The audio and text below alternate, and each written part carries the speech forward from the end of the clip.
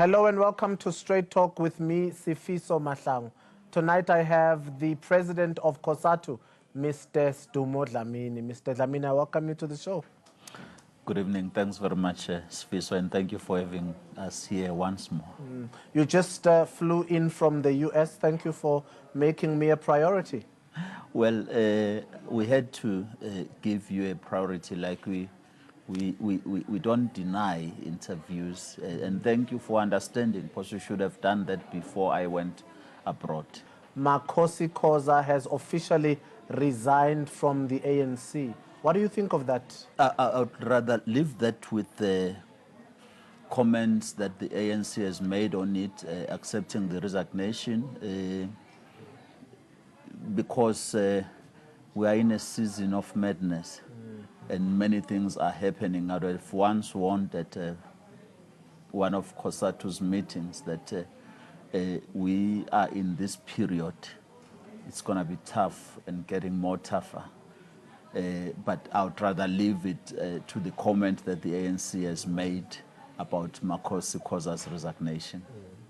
Ma'am Nkosazana Dlamini Zuma, sworn in as an MP. Are you excited about that? At a personal level, it is worth saying that Mama Nkosazana Dlamini Zuma, there is no dispute in her experience in government. She has been a minister of health for a number of years, home affairs for a number of years, foreign affairs, and she has been the chair of the African Union Commission. That talks to the valuable experience someone is having. We wish her well. We should say so, that the ANC has seen the talent that she possesses, and COSATU should just wish her well on that responsibility. Oak Bay has lost the matter against the Bank of Baroda. We are very concerned for all the employees of Oak Bay, Mr. Dlamini. They are in the thousands.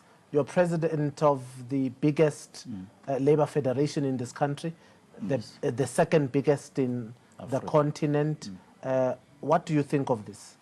Look, just like the president of the National Union of the Mine Workers have expressed himself on behalf of the union this week, when he said that was a sad day, that so many employees, close to 9,000, are facing an uncertain future, a bleak future, purely based on the fact that the court has decided that by the end of September, the accounts of a company must be closed, which was not even taking into factor the impact of the decision on the workers. As COSATU, we stand on the side of the workers. Our campaign is about defending the jobs. We're not looking at any other thing here.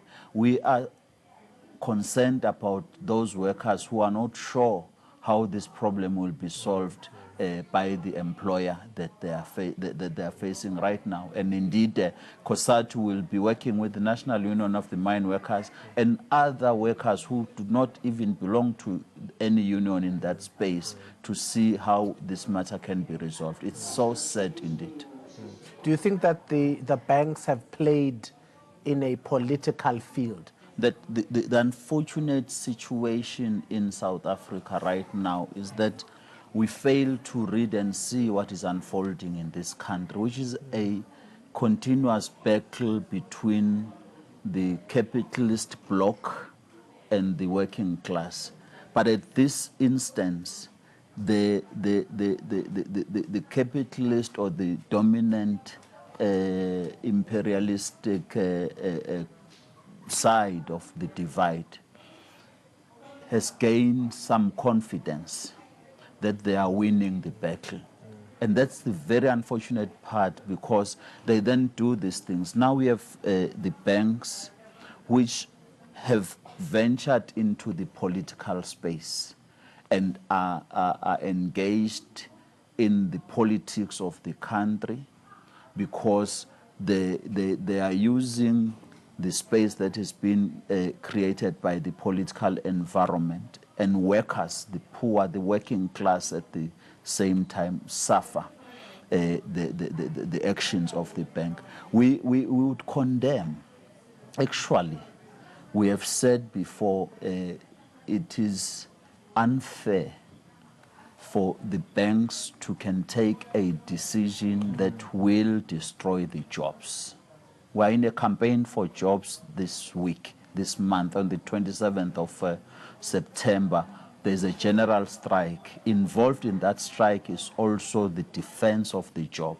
And we would stand opposed to an action, whether the banks or government or any employer which threaten the jobs of the South Africans. And this is what is happening right now. And we hope that that message will be carried through by COSATU next week on Wednesday, to ensure that the plight of the poor, the plight of the workers is raised in South Africa, so that we demystify this thing that the big conglomerates, the big companies, the big banks, the mines here in South Africa believe that it is okay when they want to just make decisions that destroy the workers, and no one is going to challenge that. We've recently learned of what I call corruption in KPMG, all the reports.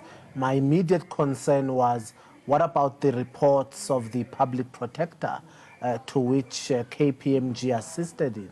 How do we deem the public protector's report? 1 in 10 also assisted the putting together of the charges, the 783 charges against President Jacob Zuma. Do all those reports still have value? What has happened this week, past week, of KPMG being found guilty in the manner that it has come, it's an embarrassing situation. They should be told to hang their heads in shame. The apology that has come out from the international CEO of KPMG is not enough to fix this, because the impact of KPMG, which is an international company which has footprints here in South Africa, and as we referred to the public protector's work, that KPMG has been doing work there, it puts into question. You know, you've just spoken about the issue of the banks, because that has a direct implication on the decisions that they have made a finding on, whether that finding is got to be taken seriously. It has serious consequences, and I think we need to hear more of voices who are saying, how do we fix the damage that is happening? And what about those reports? What about the state of capture report or other reports by the former public protector? Look, what has just happened would make me say the point you are making is valid. But what we must avoid is at a face value to be quick to dismiss everything. Let us investigate and find veracity on the genuine posture of KPMG in doing their work. I know for a fact that these institutions, whilst they are expected by everyone to be just the gospel truth, they are operated by people who have interests in different areas, who themselves can be corruptible and can be corrupted. So South Africa, in my view right now, which is the mistake South Africa is committing at the moment, we have created a narrative in South Africa, which is a very negative narrative about ourselves, about the things that we do every day, about the problems that we face. And that has caused us to shift and move away from the real problems. Let me tell you what the real problem in South Africa is today. Inequality. It's one of the major threats to South Africa's life. Unemployment, it is escalating. Poverty is a major, major issue in this country. We can then add the issue around Whilst corruption. we're on that, Mr. Dlamini, Nkosazana Dlamini Zuma's campaign is themed radical economic transformation now or never. Should you not be rallying behind her, or is Mr. Ramaphosa still your candidate leading to the December conference? Look, Sifiso, I don't want to get into the media mainstream about them getting us to disown the noble concepts that we have endorsed and accepted. The socio-economic radical transformation is what has been embraced by the alliance as a whole. From the ANC's Mangaung conference, we embraced that concept.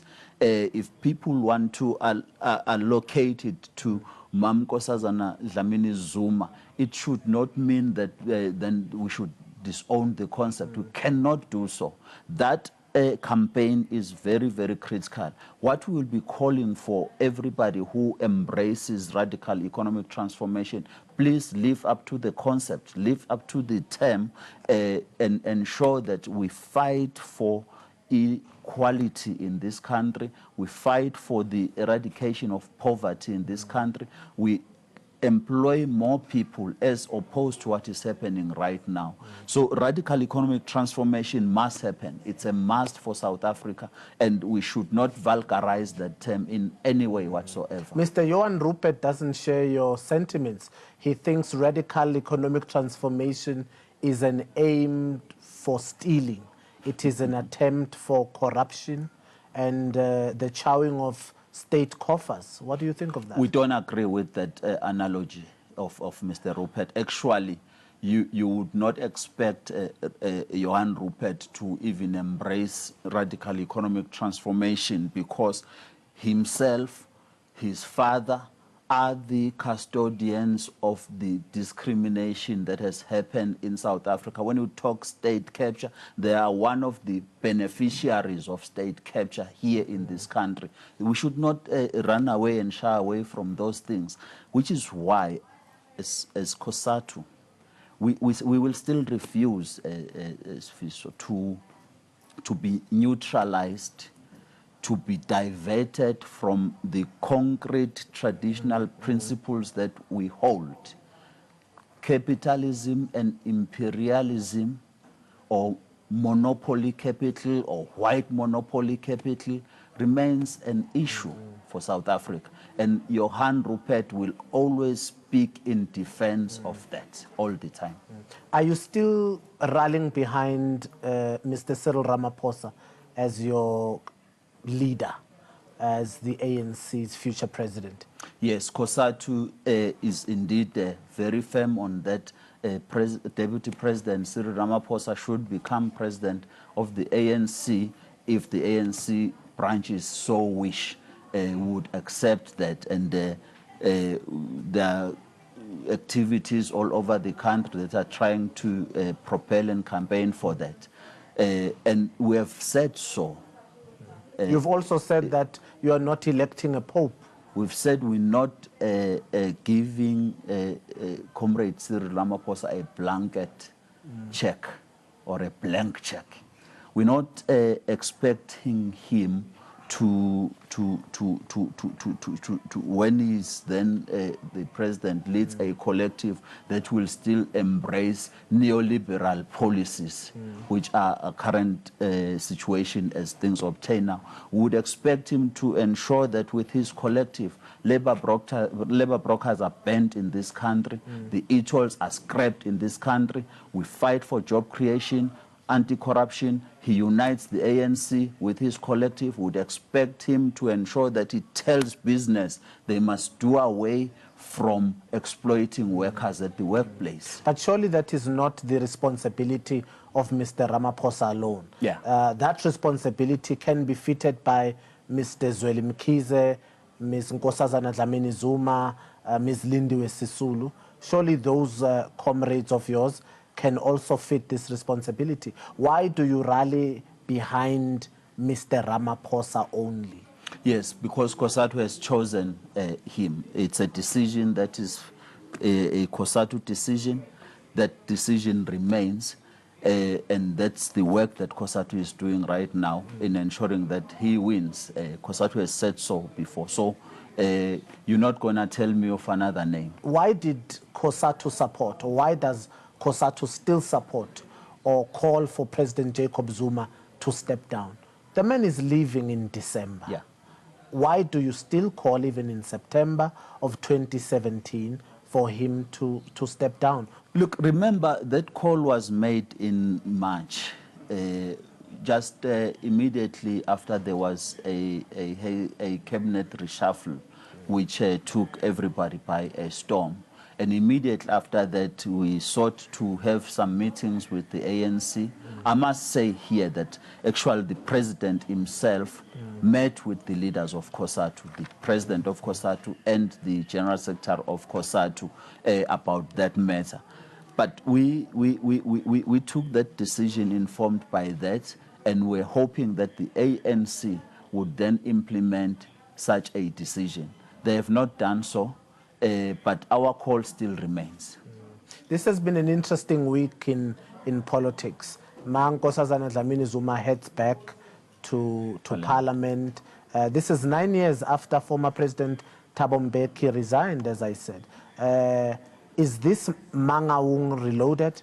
Is this Polokwane reloaded? We should have had a discussion, or we can still have a discussion about the state of our movement, the state of the ANC. And the state of the alliance. And the state of the alliance. Something that I've called, it's a season of madness. Many things are happening every day. We are not able to meet as the alliance. We just had a bilateral with the South African Communist Party. But in all these engagements, it is difficult to see headways so that we can unite. Because is there still an alliance? my view is that we should ensure that the alliance remains. We must be very positive that we need this alliance. COSATU is firm on that. We need the ANC-led alliance. You can reconfigure it here and there, but this alliance is very relevant. I was saying, in this season of madness, of confusion, it does seem that up until the conference of the ANC in December, you're going to be facing this. But we've just referred to the issue of, is it a replica of the 9 years ago when former President Mbeki was recalled? You have to knit all this together because it starts there. Everything that is happening now has a trace from that particular period, which is our inability as the African National Congress or as the alliance to manage succession of leadership, our inability to do away with factionalism, our inability to do away with buying off the voters, buying off the branches, and a lot of these other things, gatekeeping. These are the outcomes of that situation. Just a minute there, Mr. Dlamini. Are you saying that COSATU will not go at it alone? That you won't go to elections as a political party? COSATU would die were they to decide to be a political party. I also hold a view that it would not be an ideal situation for the SACP to can believe that they can go it alone without COSATU, without the ANC membership, because we are all knit together within all these political parties. That is a fact, and you do not place a worker who is a member of the ANC or the SACP to choose between. And I think that's a debate that we are going to be engaging with the SACP, because what is important here, I don't think that it was envisaged that the ANC and the SACP will walk separate ways in a manner that they become antagonistic to one another. I would have envisaged a struggle for socialism to be a struggle that would have been in tandem out of the National Democratic Revolution, and you move in that direction, and without a conscious, deliberate strangling of each other and killing each other in the process. I never envisaged it in that way. So any idea of the ANC hoping it can do it alone without COSATU or the SACP, it's a dead idea. It's vice versa, COSATU believing that they can stand alone without these two formations, it's a cul-de-sac. I believe so. Do you think the also, SACP shares your sentiments? Because I've read a few articles suggesting that the SACP might go at it alone with other ANC leaders, other ANC MPs possibly joining them. Seeing Makhosi Khoza resign from parliament was an indication that perhaps there is another party brewing. Do you know if there will be a split? I sit in the Central Committee of the party as a member there and the PB of the party. I know for a fact that there is no decision in the SACP to break the alliance. There is no such a decision. There is a decision from Congress that the SACP wants to contest or will contest elections, and that modalities must be worked on. And I think the detail is in that thing of what modalities. That's where it will include engagements with the ANC, with SANCO, with the COSATU and other key sectors of our society. And that will give you an outcome of what then is the way forward from that point. Let me draw your attention back a few weeks ago. It was the Thursday, the opening night of the ANC's policy conference. And President Jacob Zuma, along with the rest of the top five, host the presidential gala dinner. Sure. And unexpectedly, you walk in and go and take your seat right next to the president, and South Africa is left wondering, what has Mr. Dlamini done? Was it a move for unity, or were you sending a political message? Many people, Mr. Dlamini, know you as being a supporter of President Jacob Zuma. What were you saying that night? Look, Mr. Mahlangu, I've responded to this question before when I said these days people would expect you to do or not to do certain things because of the environment. I am the president of COSATU, and I don't represent myself or the jacket that I bought. I represent the organization. And in an event like that one, a gala dinner, where you get invited as the leader of the federation, COSATU, and you come in there, you are made to sit in a seat, you sit. You are ordered to sit in a seat and you sit there. And fortunately, I was the first one to sit there.